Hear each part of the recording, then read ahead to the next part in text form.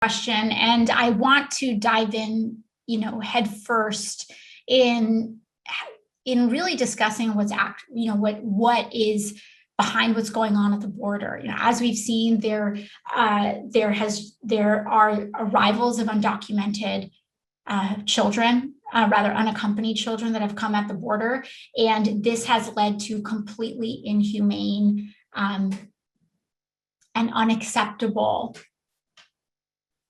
horrifying conditions of children in CBP custody. And it's unacceptable and it's horrifying. And I've been to these facilities. I've seen these facilities. As we know, we've been a part of this issue and engaged in this issue, and actually trying to figure out real solutions on this for a long time.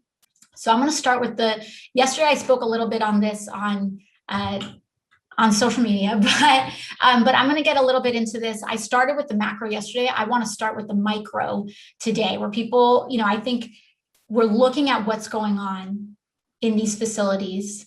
It's unacceptable, it's horrifying, and it's a result of the fact that we have built our immigration system on the same principles and scaffolding as our carceral system. And neither are just, and neither are currently designed to, or exist to suit the needs that help us as a people. And so, one of the things that we know and that I've believed for a very long time is that these systems for processing, which is the word that's used, which is also carceral language, but these systems that exist are wrong. They're wrong. These are facilities that are designed the way that our carceral facilities are designed. And they're designed, and our carceral facilities are not even designed in a way that suit our human or even societal needs to actually solve the problems that we have. So what's actually behind what we're seeing in these conditions? One is that when we have these kind of undulations, right? When we have these larger numbers that come up of unaccompanied children at our border, what we see is a couple of things. We have the reason why they're coming, which is sending the reason why these larger numbers are coming, and then the reason why they are prevented from kind of moving on, or what's keeping them from moving on, that's blocking them, which creates this huge pile up of inhumane conditions that are wrong. And so let's talk about this part here, where children, which are preventing the actual processing of children as quickly as possible, because under normal conditions, what happens is that if an unaccompanied child arrives to our border, they are not supposed to be held in CBP, which is Customs and Border Patrol. They're not supposed to be detained by CBP. They're not supposed to be kept or transferred or et cetera, detained by ICE. They're supposed to be held, and their care is supposed to be managed by the Office of Refugee Resettlement, I believe. And under that, Health and Human Services. Those are different facilities that I have also toured, which are, in a lot of ways, have a lot of proximity to social service facilities. They have teachers, they have social workers. And essentially what happens is that about 80% of the kids that we see come in have a direct and named family member in the United States. 80%. So 80% of the kids that we see have a family member here that is named, and vast majority of times can be located. And so what is happening is that for a lot of kids, that time, our current processes and the current way that the administration, or that many administrations try to find these kids' families, is that they have to locate them. And then there is an elevated responsibility or an elevated duty to verify their identity. So that includes DNA tests, that can include other forms of documentation, et cetera. And what had happened recently with the Trump administration is that a lot of times people would come forward to claim the child in their family, and they were arrested by the Trump administration. So there's a lot of fear. In some cases, this is not in general what's going on, but this is a contributing factor. There's a lot of fear among a lot of communities about coming forward to reunite with a child. That's in some cases. In other cases, it just takes it's that elevated duty to verify identity, et cetera, can take upwards of a month. And when you have more children that are arriving unaccompanied, it creates what we're seeing in these facilities, which then HHS is not able to hold them. And then we have these complete inhumane conditions at CBP facilities and some of just the horrifying things that we've seen. Now, the first thing I want to say is that the fact that this keeps happening over and over and over again is a political failure by both parties. And I want to be very clear about that, because I don't want to draw false equivalence. What is happening here is not the same as what happened during the Trump administration, where they took babies out of the arms of their mothers and deported their families and permanently traumatized these children, some of whom we don't know will ever be reunified with their family again, which is a level of human rights violation that is just simply not the same.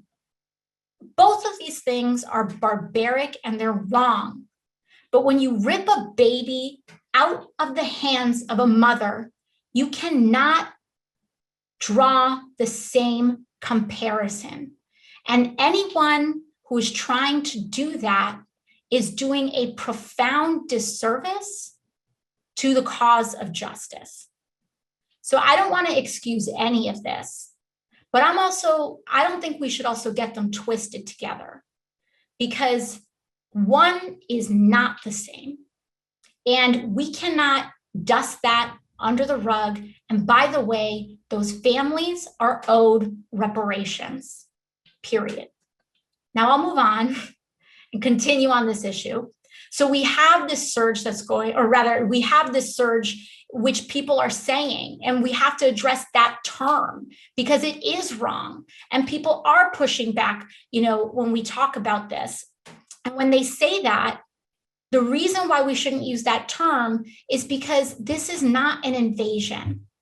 And in fact, when you want to talk about that, we should be owning the fact that US foreign policy has contributed to the destabilization of these regions and of the very countries that are now mired in a lot of violence that these families and these children are fleeing. So we cannot use that term, not to police it, not to be politically correct, but because we know what the level and the steps of dehumanization lead to. We just experienced this last year. And I'm not going to allow the Stephen Millers of the world to pretend that he didn't do what he did and to act like this is the same.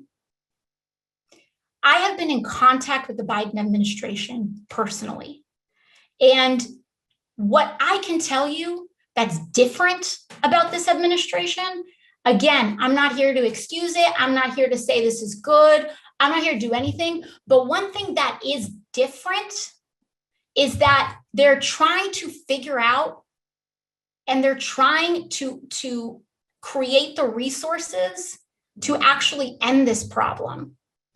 And the Trump administration was contributing to it. They contributed to it with zero tolerance. They contributed it with the fear. They contributed it with this freaking census question. They contributed to it.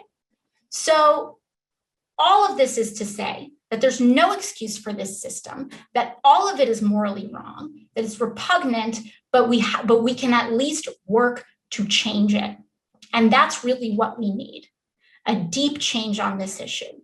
So anyways, what I want to move on to is saying, while we need to make sure that we make the infrastructure and actual investments, that we can treat this as a humanitarian issue, not a militaristic issue, because once again, Donald Trump responded to a lot of these issues by allocating military to the US border instead of what we actually need is investments in USCIS processors, in the people who can process people's visas, in the investments in social services so that children are in a safe environment while their family member is located and verified. And again, that this isn't a one-time issue. Every time this happens, folks like to weaponize it and pretend that this is a new emergency. It's not. And we should be doing better by now. And if we actually want to solve this, we will get to the root. We should be addressing the root causes of these issues with our foreign policy, our economic policy, our trade policy, and our climate policy, because this is going to, the volume of these shifts are going to increase as droughts increase, as farmers in other countries are not able to make the living that they're able to make, as rural communities and other communities destabilized by violence. You know, we have decades of interventionist foreign policy that have contributed to this issue. And people don't want to talk about it, but then they want to act like this is brand new every time. So we have a choice to make as a country. If we're actually going to solve this issue holistically, humanely, like our own families did. You know, so many people, I hear the stories where their grandmother or their grandfather came to the United States through Ellis Island when they were 15 years old, fleeing God knows what horrors. And their parents made a choice that if they had to never see their child again, but they felt like their child would be safer coming here to the United States, that they made that heartbreaking choice. And people tell that story, that Ellis Island story, about their family, about their grandparents, about their great-grandparents, and yet they fail to see themselves in these kids.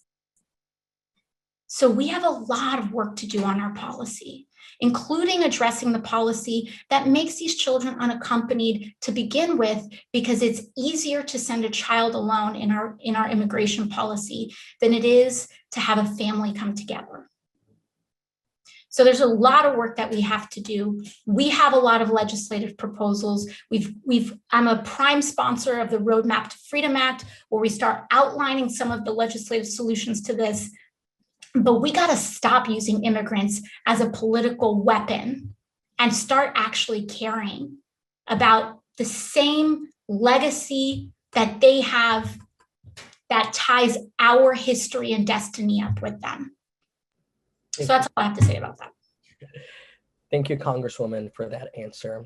We're going to go to the second question.